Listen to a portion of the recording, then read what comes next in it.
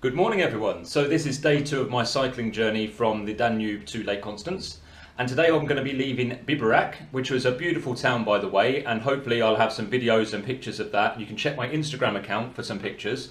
The interior, or the historic centre I should say, of the town has some 500-600 year old buildings, and it's really beautiful. It's quite surprising it's not a UNESCO heritage site actually. Anyway, I'm leaving today. I've got a short 5-kilometre cycle, and then I'm going to a place called Waldsee, and there I'm catching, I think they're calling it a small train. In my head it's a toy train. Then I'm going to see a monastery with a guide, and then I'm going to cycle for about 35 kilometres to my final destination of Bad Waldsee. So I will give you some pictures from the road as always, and I'll speak to you in a bit. Cheers for now. It was just a matter of following the signposts along the cycle path towards the station at Waldsee, and I'm going to show a photo of it here. If you Google the Waldsee train station on Google Maps, you'll see that photo featured, and I've been featured on Google Maps. Thank you very much, Google. And once I was there, as you can see, it's a steam train, which is pretty cool. I guess I was kind of half expecting a steam train. I wasn't too sure what I was going to do with the bicycle, but as we pan round to the right, you can see that it's hanging up on hangers.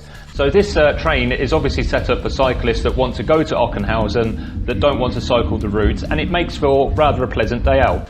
I went on a Saturday, and it seemed that there were a lot of people out. I think we left at about 10:30ish. Don't quote me on that. And a few of the, there were some old boys, some old German boys on board, and they cracked open a couple of beers early on. And I guess that we all enjoyed the journey on the steam train. You can see there the little man's just run off, and what he's going to do, he's going to block off the road ahead to prevent the traffic coming over, and then the train's going to carry on. And there you can see that the traffic's all stopped up, and he's hopped back on the train, which was pretty cool.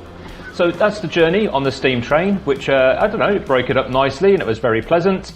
We passed by some restored train stations like this one, and then once I arrived in Ockenhausen, I was met by Sandra, who then took me to a place called Cafe Crumbles.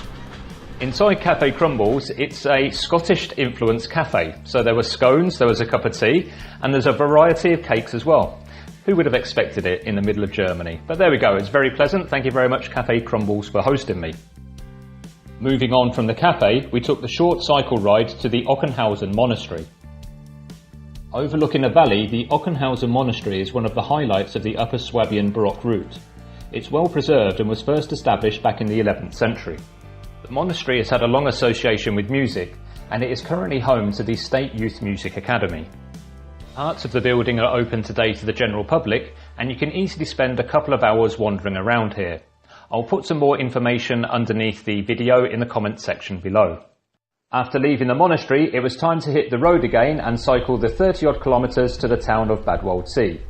As you can see, it's cycling through the countryside again, and it's either on a combination of dedicated cycling paths or quiet rural lanes. I passed the odd tractor here and again, but I was kept away from the traffic for pretty much most of the journey. Rather than talk you through to the end of this, I'll leave you with some music, and I'll catch you in the next video.